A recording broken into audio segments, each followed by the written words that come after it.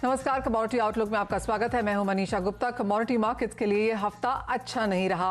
America federal reserve की commentary और चीन की सख्ती के कारण ज्यादातर बड़ी कमोडिटीज में हमने खासी गिरावट देखी है। घरेलू बाजार की बात करें तो यहां भी हमने सरकार के सख्त रुख और मॉनसून की दस्तक के साथ एग्री कमोडिटीज पर दबाव बनाया। ऐसे में अब आने वाले समय के लिए कमोडिटी बाजार का आउटलुक कैसा रह सकता है, आज इसी पर फोकस करेंगे।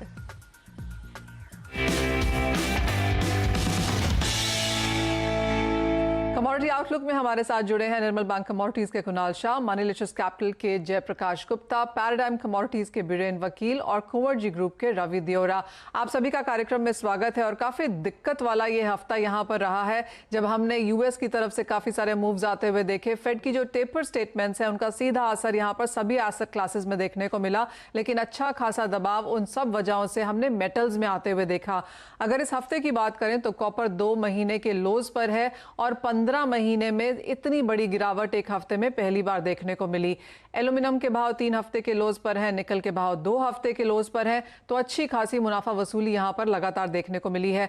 कुणाल, कैसे देखते हैं आप ये सेक्टर, क्योंकि चीन की जो कॉन्वर्सेशंस हैं कि वो अपने रिजर्व से और मेटल्स रिलीज करेंगे, चाहे वो इंडेक्स का जो होल्डिंग पैटर्न है वो 1 अगस्त से चेंज करेंगे, इसके अलावा काफी हद तक वार्निंग्स वो देते रहे हैं, तो क्लियरली पिछले 3 हफ्तों में लगातार हमने मेटल्स में गिरावट आते हुए देखी और इस हफ्ते में वो यहां पर और भी गहराती हुई नजर आई है।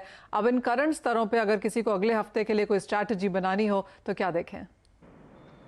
जी, अभी भी मुझे कोई लंबी तेजी है ऐसा नहीं लग रहा है। थोड़ा बहुत पुल बैक आ सकता है, बट एक चीज़ इम्पोर्टेंट है समझना कि अगर स्टिमुलस के कारण जो इतनी बड़ी तेजी हो गई थी और सप्लाई चेन डिस्ट्रप्शन के कारण अगर तेजी हुई थी मेटल्स में, तो अभी जो सबसे बड़ा फैक्टर होगा आगे देखने के लिए कि चाइना, जिसका क्रेडिट ऑफटेक गिर रहा है, क्रेडिट इम्पल्स गिर रहा है। सो चाइना का अगर आप फर्स्ट हाफ का जीडीपी का एवरेज देखेंगे तो डबल डिजिट ग्रोथ आएगा 12 से 13%। सो सेकेंड हाफ में चाइना का 6.5 से 7% जीडीपी ग्रोथ भी आना डिफिकल्ट लग रहा है एज ऑफ नाउ, क्योंकि वहां पे क्रेडिट ऑफटेक गिर रहा है। तो जो डिमांड साइड है वो वीक होती हुई नजर आ रही है। सभी मेटल्स के प्रीमियम धीरे धीरे चाइना में गिरने लगे हैं। सो इंडिकेट कर रहा है कि सप्लाई डोमेस्टिक मार्केट में बढ़ रही है और demand outlook day by day worsening होता जा रहा है। सो हम लोग ने जो तेजी देखी थी पूरे 1 साल, उसका कहीं ना कहीं ऑलरेडी एंड हो चुका है। छोटे मोटे बाउंस आते रहेंगे मेटल सेक्टर में, but the trend is not going to be bullish. हर उछाले पे बेच के काम करना चाहिए। और 820 से हमने कॉपर 690 तक आते हुए देखा है, तो 715-20 आता है तो I will not be surprise, but that will be the again levels to go short, क्योंकि चाइना का इकोनॉमिक आउटलुक आगे जाके नेक्स्ट 6 महीने में ज्यादा अच्छा नहीं लग रहा है। और उसके चलते हुए डिमांड भी और दूसरा मोस्ट इंपॉर्टेंट चीज, साउथ अमेरिका में एक के बाद एक माइन धीरे धीरे प्रोडक्शन रीस्टार्ट कर रही है। कोविड केसेस वहां पे कंट्रोल में आ रहे हैं। सो सप्लाई भी धीरे धीरे मार्केट में बढ़ने वाली है। ये रेट पे माइनर्स के लिए तो बून है कि आज की तारीख में कॉस्ट ऑफ प्रोडक्शन आपका $4000 का कॉपर का है, और आज भी आपका $9400 में अगर कॉपर बिकता है तो आप तो पूरा साल का 1.5 साल का हेज करके छोड़ देंगे। So I don't think so there is going to be any meaningful rise. हर उछाले पे बेच के ही काम करना चाहिए, और ऊपर से डॉलर इंडेक्स स्ट्रांग हो गया है। So it's a perfect storm, not expecting any meaningful bounce back. आपने कॉपर की तो यहाँ पर कुणाल बात करी, लेकिन अगर बाकी मेटल्स को देखा जाए, जहाँ पर एल्यूमिनियम में लग रहा है कि 8% की बढ़त इस बार यहाँ पर डिमांड में देखने को मिलेगी पिछले साल के कंपैरिजन में। निकल एक ईवी मेटल यहाँ पर है। आपको लगता है कहीं ना कहीं इन स्तरों पर अपॉर्चुनिटी बाइंग आएगी second half of this year में, जो जब डिमांड निकल के आएगी, क्योंकि स्पेकुलेटिव फ्रॉथ अब यहाँ से निकल चुका है, तो ऑन ग्राउंड डिमांड बेहतर होने की एक्सपेक्टेशन हम कर रहे हैं? ये जो ईवी की जो स्टोरी है उसको मटेरियलाइज होने के लिए 5 से 8 साल लगेंगे। So you can not say that सब vehicles in China, Europe are going to be, so it is going to take lot of time.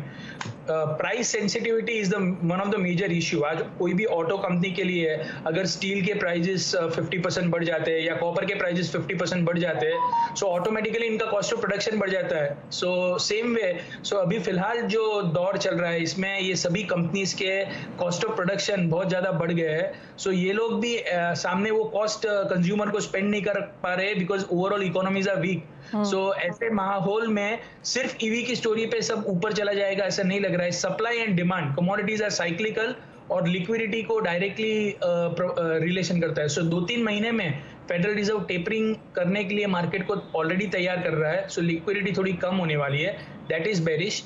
और सामने डिमांड ऑलरेडी कम हो रही है, so aluminium even though 8% demand growth expected है, अगर आप inventory और सप्लाई साइड अगर फिर से मार्केट में आती है, हिट होती है सप्लाई साइड, तो मुझे नहीं लग रहा है कि बहुत सप्लाई का अभी आने वाले 2-3 महीने के बाद।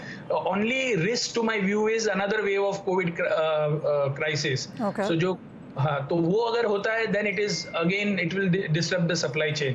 उसको छोड़ के मुझे इवन एल्यूमिनियम, इवन निकल, ये सभी जो ईवी मेटल्स है, ये सभी मेटल्स भी मुझे नीचे लग रहा है। निकल भी मुझे लग रहा है एक बार 1250 1230 के रेट्स आपको दिखा सकता है।